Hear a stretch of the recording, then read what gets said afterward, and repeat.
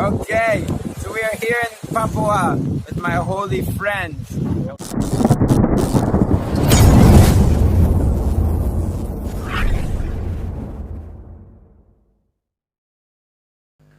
Pembahasan Torah Mingguan, Shemot, Keluaran 1 ayat 1 sampai pasal 6 ayat 1, oleh Rabbi Kate Flex Belsim. Shalom Aleichem, God Sabos. Saat ini saya akan membagikan pengajaran singkat tentang ringkasan dari Netivot Shalom. Karena ini sangat indah. Mungkin ini akan sangat intens untuk sebagian dari kalian, tapi konsep ini sangat mengambil hati saya, dan semoga konsep ini dapat membuka hati kalian juga.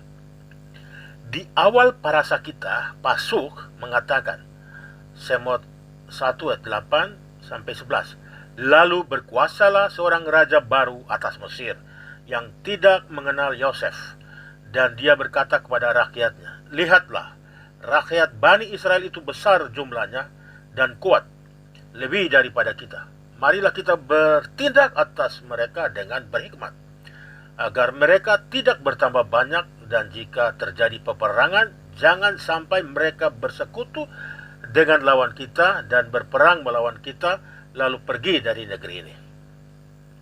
Lalu mereka menempatkan pengawas-pengawas budak atasnya untuk menindasnya dengan beban kerja paksanya. Dan mereka membangun kota-kota perbekalan bagi Firaun, yaitu Potom dan Ramses.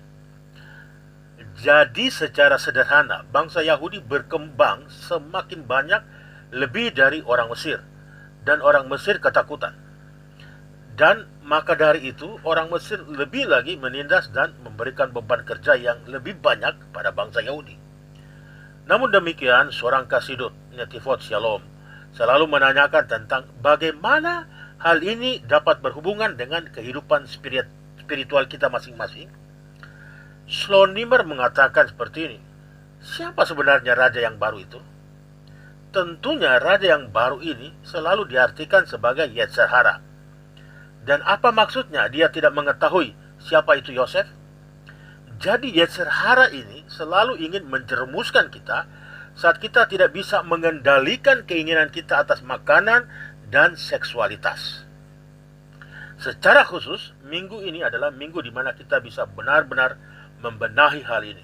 Dengan kata lain, saat kita terjerumus itu sama dengan kita terpisahkan dari Hakadosh Baruch Hu. Dan apa yang memisahkan kita dengan Hakadosh Baruch Hu adalah saat kita tidak memiliki pengendalian diri atas keinginan terhadap makanan dan seksualitas. Saat kita dapat mengendalikan hal ini, maka kita akan merasa terhubung dengan Hashem. Saat kita tidak bisa mengendalikannya, kita merasa seperti ada sesuatu di atas kepala kita yang memisahkan antara diri kita dengan Hakadosh Baruch Hu. Lalu strategi apa yang digunakan oleh Yetzer Hara untuk menjebak kita agar kita kehilangan kendali? Dia memberikan kita pengejaran yang lebih banyak, bukan hanya secara fisik, tapi juga spiritual, sehingga kita merasa sangat kebingungan. Kita tidak memiliki sesuatu untuk berpegang teguh, sehingga kita makan seperti seorang maniak dan tidak terkendali. Tetapi kita harus bisa menghadirkan Yosef, atau kita harus bisa mengontrol itu. Rav Shlomo mengatakan alasan utama kita datang ke dunia ini adalah untuk memerangi dua keinginan ini. Contohnya, Yosef Avinu melambangkan kabur saat dia menolak ajakan istri Potifar. Suatu hal yang kecil tapi dapat berdampak pada dosa yang besar. Seperti halnya Yakov Avinu mengatakan, sekecil apapun hal yang ia lakukan dalam hidupnya, itu ia lakukan hanya untuk Hakadosh Baruch Hu. Rav Shlomo mengatakan kalau kita ingin meninggalkan perbudakan atas diri kita sendiri, caranya adalah kita harus memiliki pengendalian diri secara spesifik terhadap dua keinginan ini. Di sini apa tikunnya? Moshe Rabbeinu mengajarkan untuk bangsa Israel terus menguruskan Sabat, sekalipun sedang berada di Mesir. Dan orang Mesir berusaha mengambil Sabat itu, atau dengan kata lain mengambil kebebasan itu. Karena pada saat Sabat kita makan-makan, minum-minum, berkumpul, antara suami dan istri. Semua dilakukan hanya untuk Hakadosh Baruch Hu. Kebalikannya, saat minggu kerja, kita melakukan itu untuk diri kita sendiri. Jadi apa maksudnya ini? Maksudnya adalah saat ini adalah saat di mana kita harus mulai membenahi pengendalian diri kita. Aturlah cara makan kamu dan jagalah mata kamu terhadap hal-hal seksualitas. Berpeganglah teguh pada prinsip ini. Makan, ya makan secukupnya saja. Jangan berlebihan, karena kita makan itu untuk bersuka cita dan bersyukur kepada Hakadosh Baruch Hu. Kalau salad ini rasanya enak sekali dan sebagainya, kita tidak perlu makan terlalu banyak untuk merasakan kelezatan salad itu. Karena makan secukupnya dan merasakan kelezatan makanan itu sambil kita mengucap syukur, itu sesungguhnya sudah cukup.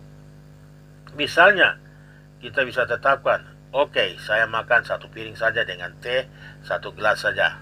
Saya menikmati itu sambil mengucap syukur dan sudah selesai, itu saja. Dengan demikian kita bisa mengarahkan kerinduan kita terhadap Hakadosh Baruch Hu, tefilah dan Torah. Dan bukannya hanya fokus terhadap hal-hal fisik saja di mana kita pasti ingin selalu makan lagi dan lagi dan lagi. Dan tidak akan pernah puas, sama halnya juga dengan seksualitas. Saya tahu ini kedengarannya mungkin sedikit sulit diserap untuk orang-orang seperti saya dan kalian juga mungkin. Tapi ini yang diajarkan oleh Shlomi Merebus yang sebenarnya sangat masuk akal dan benar. Jadi saat inilah waktunya untuk kita mulai membenahi hal-hal tersebut. Saya harap kamu menikmati pengajaran singkat kali ini dan semoga sahabatmu menyenangkan. Good Sabos.